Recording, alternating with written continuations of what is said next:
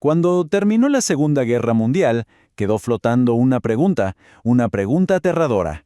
¿Cómo se le hace justicia a un mal de una escala, de una escala nunca antes vista? La respuesta, o al menos el intento de una, llegó en un tribunal que marcó un antes y un después. Hablemos de los juicios de Nuremberg. Para que nos hagamos una idea de lo que estaba en juego, escuchen esto.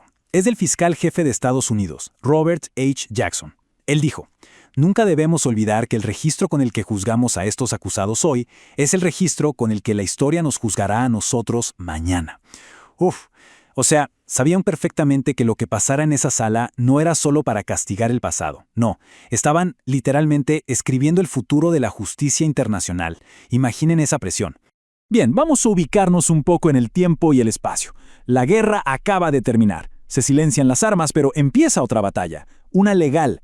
La tarea era, de verdad, monumental, hacer que los líderes del régimen nazi rindieran cuentas. ¿Pero cómo? No había un manual para esto. Las potencias aliadas tuvieron que literalmente inventar un sistema de justicia casi desde cero. Y de ahí surge el Tribunal Militar Internacional.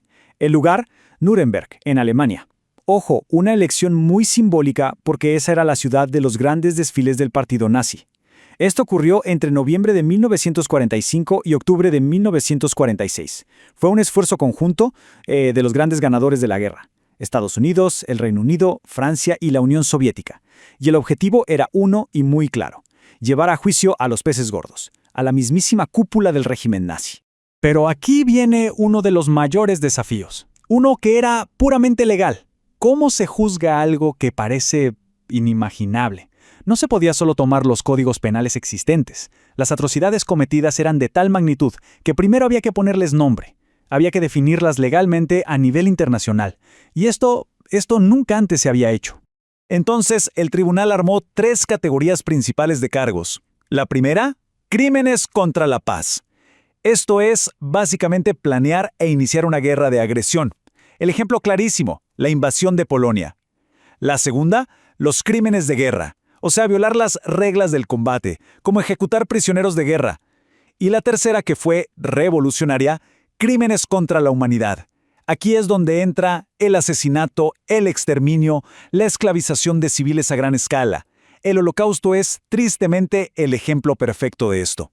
Y atención, porque se añadió un cuarto cargo que fue la pieza clave de todo: conspiración. ¿Por qué era tan importante?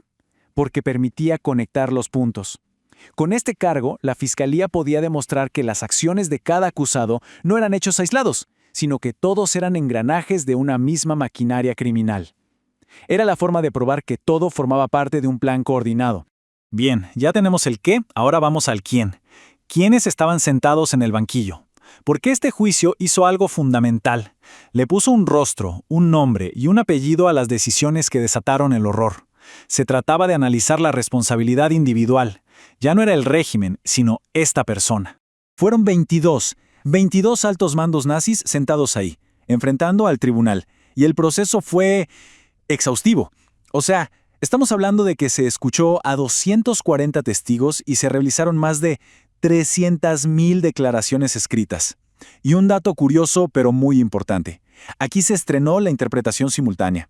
Imaginen, traductores trabajando en tiempo real en 4 idiomas. Fue un avance tecnológico brutal que hizo posible que todo el juicio avanzara. Y para entender el debate sobre la culpa, sobre la responsabilidad personal, hay que fijarse en 2 acusados que son como la noche y del día. Por un lado tenemos a Hermann Göring, el número 2 del Reich, el sucesor de Hitler, un ideólogo convencido que no se arrepintió de nada y defendió lo que hizo con uñas y dientes. Y en la otra esquina, Albert Speer, el arquitecto de Hitler, su ministro de armamento, el tecnócrata. Su defensa era, en esencia: yo solo era un técnico eficiente, no sabía nada de las atrocidades. ¿Ven el contraste? El fanático orgulloso contra el burócrata que dice: no fue mi culpa. Estas 2 posturas resumen el gran dilema del juicio. Y justo esa defensa de Speer nos lleva directo al corazón del argumento de casi todos los acusados. Una defensa que, al ser rechazada, cambió las reglas del juego para siempre en el derecho internacional. La palabra clave aquí era una sola: obediencia. Y la pregunta que flotaba en el aire, la que definiría todo, era esta: ¿acaso solo seguía órdenes es una excusa válida? ¿Te libra de culpa por cometer un crimen atroz? Porque esa fue la defensa de la mayoría. A mí me lo ordenaron. La respuesta de Nuremberg fue un no. Un no rotundo, definitivo. Y con ese no, el tribunal estableció un principio que es historia pura. La responsabilidad de un individuo va por encima de las órdenes de un superior, sobre todo cuando esas órdenes son claramente ilegales. En otras palabras, nadie puede usar la obediencia como escudo para justificar actos inhumanos. Se acabó. Al final, llegaron los veredictos. Los resultados, vamos a ver. 12 de los acusados fueron sentenciados a muerte. Otros 7 recibieron penas de prisión, algunas de 10 años, otras de por vida. Y sí, también hubo 3 que fueron absueltos. Pero honestamente, el verdadero impacto de Nuremberg no está solo en esas sentencias. Va mucho, mucho más allá. Ahora vamos a ver el legado, cómo lo que se decidió en ese juicio sentó las bases para la justicia internacional que tenemos hoy en día. Ok, ¿cuáles son esos principios que perduran? Primero y fundamental, se dejó claro que las personas, los individuos, pueden ser juzgados por crímenes internacionales, no solo los países. Segundo, se le dio forma legal, se codificó ese concepto de crímenes contra la humanidad. Tercero, y esto es clave para que no se olvide, el juicio generó un archivo histórico gigantesco, que es crucial para enseñar y recordar el Holocausto. Y por supuesto, lo que ya vimos, se tiró a la basura para siempre la excusa de solo seguía órdenes.